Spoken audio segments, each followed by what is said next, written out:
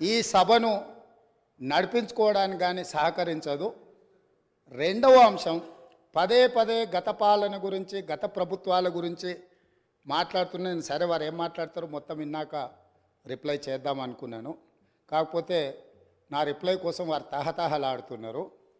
గత పాలనలో youth Congress vice ప్రెసిడెంట్గా కల్వకుంట్ల చంద్రశేఖరరావుకు అవకాశం ఇచ్చిందే కాంగ్రెస్ పార్టీ. సింగిల్ విండో డైరెక్టర్గా ఎన్నికల్లో పోటీ చేయడానికి ఇస్తే కాంగ్రెస్ పార్టీ తరఫున నిలబడి ఓడిపోయిందే చంద్రశేఖరరావు. గత పాలనలో ఎంపీగా గెలిపించిందే కాంగ్రెస్ పార్టీ. గత పాలనలో షిప్పింగ్ మినిస్టర్ ఇచ్చిందే కాంగ్రెస్ పార్టీ. ఆ తర్వాత కార్మిక శాఖ మంత్రి ఇచ్చిందే కాంగ్రెస్ పార్టీ.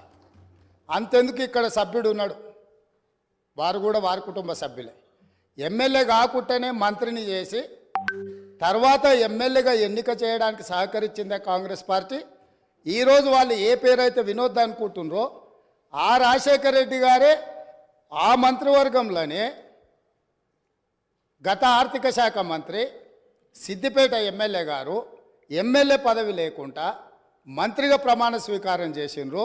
రాజశేఖర రెడ్డి గారి నాయకత్వమే దేశానికి బలమైన నాయకత్వం అని అందులో పనిచేసిండ్రు.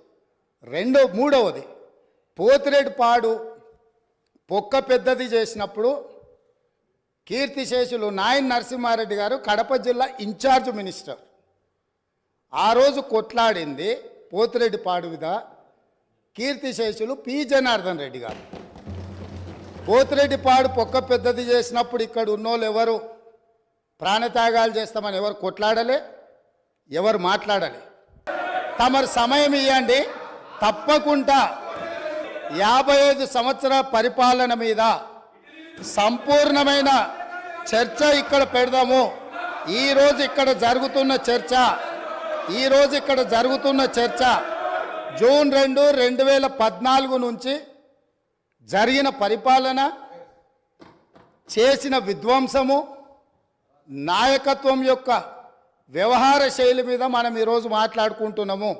కాబట్టి వారికి గతం గురించి చర్చించాలనే కోరిక ఉంటే మాకు ఎలాంటి అభ్యంతరం లేదు.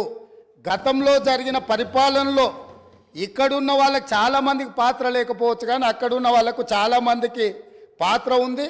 ప్రత్యక్షంగా మంత్రులు చేసిండ్రు. అక్కడున్న నాగేందర్ గారు, ఆ పక్కనున్న శ్రీనివాస్ యాదవ్ గారు, ఆ పక్కనున్న హరీష్ రావు గారు, అక్కడున్న కడియం శ్రీహరి గారు, ఆ పక్కనున్న పోచారం శ్రీనివాసరెడ్డి గారు, ఆ పక్కనున్న గంగుల కమలాకర్ గారు, అన్ని పేర్లు మొత్తం అన్ని లిస్టు చదువుతా. వీళ్ళందరూ కూడా ఈరోజు వారు ఏదైతే పాపాలు జరిగినాయి అంటుండ్రో ఆ పాపాలలో సంపూర్ణమైన భాగస్వామ్యం వాళ్ళదే ఉన్నది. వరంగల్ ప్రాంతంలో జరిగిన ఎన్కౌంటర్లకు ఎవరి కారణమని చర్చ ఉంది అధ్యక్ష? ఈరోజు వారే మాట్లాడుతున్నారు. ఏమని గవర్నర్ ప్రసంగంలో మొత్తం కాంగ్రెస్ పార్టీ మేనిఫెస్టోనే పొందుపరిచిండ్రని. చాలా సీనియర్గా పనిచేసిండ్రు మంత్రులుగా. గవర్నర్ గారి ప్రసంగము పార్టీ యొక్క ఎన్నికల మేనిఫెస్టోను మంత్రివర్గంలో చర్చించి మా ప్రభుత్వం యొక్క భవిష్యత్ కార్యాచరణను మంత్రివర్గం ఆమోదం చేసిన తర్వాతనే గవర్నర్ గారు ప్రసంగిస్తారు. పరిపాలనలో అనుభవం ఉన్న వాళ్ళు, గతంలో ఈ రకమైన నిర్ణయాలు చేసిన వాళ్ళు కూడా ప్రజల్ని తప్పుదోవ పట్టించడానికో లేకపోతే వాళ్ళ యజమానులను సంతోషపెట్టడానికో ఎందుకు మాట్లాడుతున్నారో నాకైతే తెలియదు. నేను సభ్యుడికి సూచన చేస్తున్నా.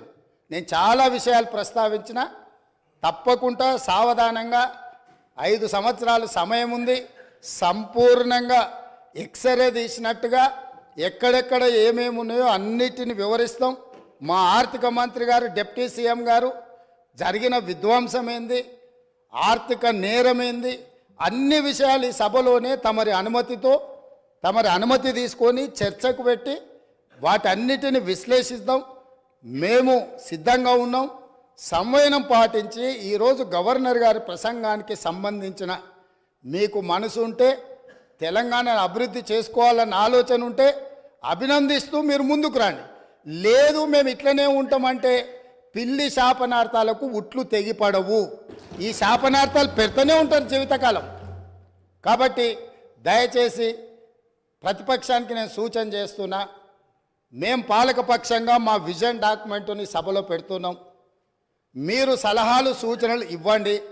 సహేతుకమైన సలహాలు సూచనలకు ఎప్పుడు మేము సిద్ధంగా ఉన్నాము. ఎందుకంటే ప్రతిపక్షాలను గౌరవించడం అనే సాంప్రదాయం కాంగ్రెస్ పార్టీకి మొదటి నుంచి ఉంది, ఇప్పుడు కూడా ఉంది. ఆ సాంప్రదాయాన్ని కొనసాగిస్తామని మీ ద్వారా వారికి తెలియజేయదలుచుకున్నాం.